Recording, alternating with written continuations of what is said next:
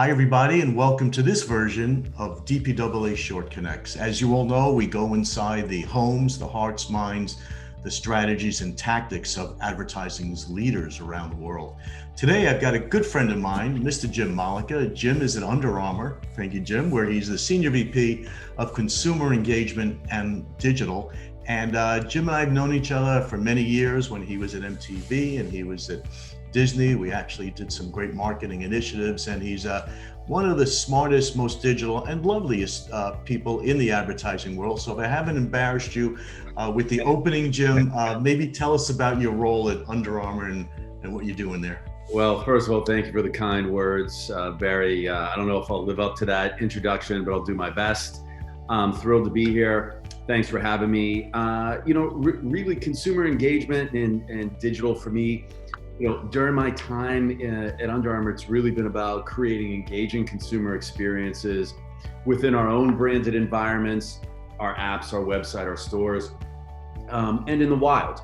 Whether that be through social media, digital experiences, TV, out of home, all of the above. And I have covered and been lucky enough to be involved in health and fitness and sport, where I've covered everything from communication strategy to creative to programming and distribution to CRM and the e-commerce business.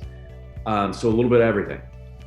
That's great. And your experience has certainly brought you to the stage where you understand the whole marketing mix, which is really key. Jim, you've got a global brief, you've got teams in the US and around the world. What's it like during COVID? How are folks now, where unfortunately looking like it's locked down again? How are your teams working? How is their productivity going? How are you inspiring them? So with the teams that we have around the world, I saw with my team in China when they started to talk about in early January, this sweeping flu that was coming through the country, and the way that it rolled through Asia and then into Europe and then into the United States.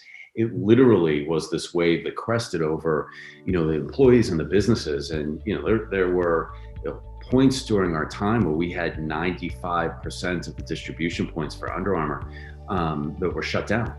And so it's been a real challenge, right? Because, as China flared up and they were all at home and we had to go to a different type of communication, using video and various bands of various levels of bandwidth in China from people's homes, sweeping over into the United States. So, for us, what I found is that when everybody is on a video conference, it actually works better than when you have half in person and half at home, because the people that are at home are not able to contribute as much. And I thought that was pretty interesting. I think that it also takes away, when everybody's on video, it takes away the hierarchy of the meeting. There's no head of the table seat. There's no, we're waiting for certain people to file in. It's when you have a quorum, you start. And it leads to, I think, a more interesting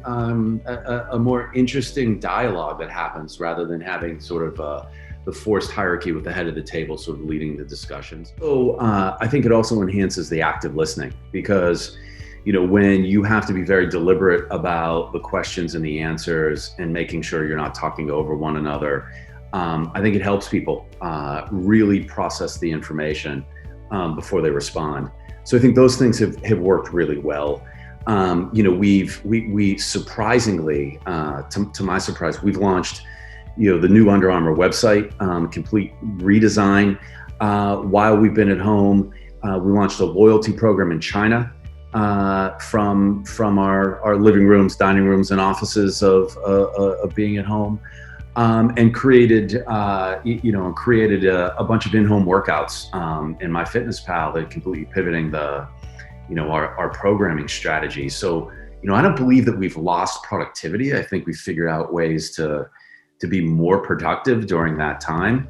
I think the stuff that's been more of a struggle during this time have been, really when it comes down to creative discussions and some strategy discussions where you have lots of people trying to build on one another. It becomes very, very clumsy. And I think that's been my biggest challenge. And then the obvious relationship team building stuff that you do, right? The team's been away and not connected for months and months and months and months. And there's no real substitute for that. Right. Yeah, you make some great points, though, of the positive nature of working from home in this environment about it's not necessarily just top down, it's more egalitarian. A lot of folks have actually found it's been good for getting diversity and inclusion more at the table or more at the video, because it is a more of an egalitarian view, larger groups of teams, and everybody is somewhat equalized if they've got the right idea or the good idea. So you make some good points in that, and good to see that you've been able to still innovate in redesigning the website and building the loyalty program. Is there anything else that's happened in terms of your advertising or media, in terms of pausing, pulling, pushing, switching? How have you found that, given the challenges of consumerism? Yeah, well, we've done all of that, right? I think it's been an incredibly unpredictable year. As we've gone through, where when we first went to lockdown in North America, we froze all media and all campaigns. Just the nature of we didn't want to be tone deaf, and no one was thinking about buying anything. We were thinking about our family's safeties, our friends' safeties, during that time. So I think it was a real challenge. And then I think as we took that beat, we wanted to think about what does that really mean for our consumers? What does that mean for our athletes? What do they need during this time? And where can Under Armour help? And as we started to look at that dramatic change, what are the tools? What are the support systems they need? And so we pivoted a lot of the things that we were doing. So, rather than launching a big consumer products campaign around, new shoe or new innovation in our, technical fabrics, we started to create in-home workouts. We started to launch healthy eating plans. We started to launch immune boosting plans within our apps, like MyFitnessPal and Map My Run, and through the Under Armour social handles and through email, all to provide value back to our end consumer during a really difficult, stressful time.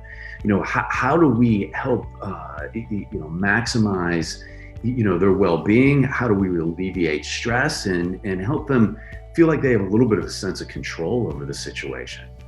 That's great, and it's very empowering. It shows that a brand can deliver value on multiple tiers, which sounds like you've done the right thing. Congratulations. Let's talk for a moment, Jim, about omni-channel and digital. How have you addressed the omni-channel world that consumers and, of course, advertisers are living in now? And then maybe speak a little bit to programmatic. Have you had any experience in working with such media? Yeah. I've never really understood when people look at it as digital or, above the line media, because that's not the way people live their lives, right? Think about, the interactions that you have on a daily basis with the different media in your life. And so what we've done is looked at this from, a very attempted consumer-centric viewpoint, right? We're very specific about our segmentation strategy and the different types of consumers and really their end needs, really being focused on behavioral traits, much more so than demos in general. And then building consumer journeys are really around how they live their lives and where they spend their time. And then after we have those maps with the various consumer segments and these consumer journeys, not just buying journeys, but again, where they're spending their time, where they live their lives, then we try to create these valuable experiences for them at each of those steps where we have authority, right? And those are, things like we've talked about, whether it's around, nutrition with MyFitnessPal, whether it's about, proper run form and Map My Run, whether that's around rain gear for running and keeping you, safe, healthy, with a mask and being able to prepare for athletic competition and feel confident that your safety is not at risk. And creating these types of experiences, hopefully that earns their attention, because that's what we're in this for. And that ultimately will provide the value back to them. So, as we've talked about earlier, each step of the way, there are various media that gets you there. And then the experiences that you create in that media sometimes lend themselves to a different, a different need. But we string it together in that way. So I don't look at a digital buy, a TV buy, an outdoor buy. I look at this one consumer group and how they experience it. That makes sense. Follow the consumer on their journey and deliver them value. And if we could, though, just dig a little bit, since we are the Digital Out of Home Global Trade Association, tell us about your experience with out of home, with digital out of home, and for now and in the future. Yeah, it's been a key part of our portfolio for a long time. And, there are some really specific uses that we use it for. It's been fantastic at supporting foot traffic and driving to our partners or our own retail presence. It's one of the key strategies that we have anytime we're launching a new store, anytime we're launching a new product.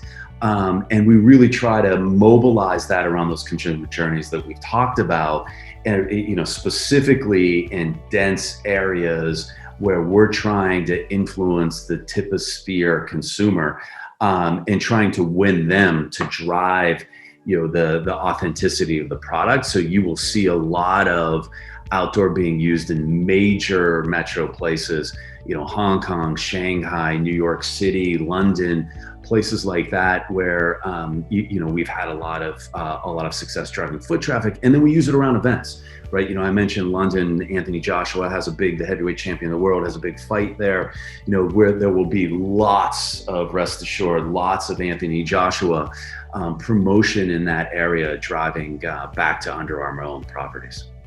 That's great to hear, because traditionally out of home was great at the top of the marketing funnel in brand and awareness, which you utilized, but you're also right on top of its new superpowers, which is the ability to actually drive and measure traffic and KPIs and see the impact. So I'm glad to hear you say that. Before we wrap up here, Jim, I'd like to take 3 takeaways that you've mentioned, and I think it's some really smart indications from Jim Mollica. Focus on the behavior of the consumers as opposed to niche media or niche demographics. Build on that consumer journey, following the consumer throughout their day and their journey. And at the same time, number 3, the important takeaway I think is deliver value to that journey and the consumer experience, which you folks not only have done well throughout many years, but now even in the COVID time, adding value of exercise, nutrition, and personal factors that has helped embolden the brand of Under Armour. So thank you for those 3 takeaways. And to kind of sum up here, Jim, we've all been somewhat challenged during COVID. I mean, your background there looks beautiful, so I'm sure working from home is not terrible. But what inspires Jim Mollica these days, uniquely in this unique world we're living in? Yeah, I have to say, I think as challenging as this time has been, I think it's also given me an opportunity to slow down. And I think many of us are so geared towards what's the next challenge, and it's incredibly rewarding. But taking a beat to slow down and really taking the time and attention for the people close to me, my friends, my family, and being present.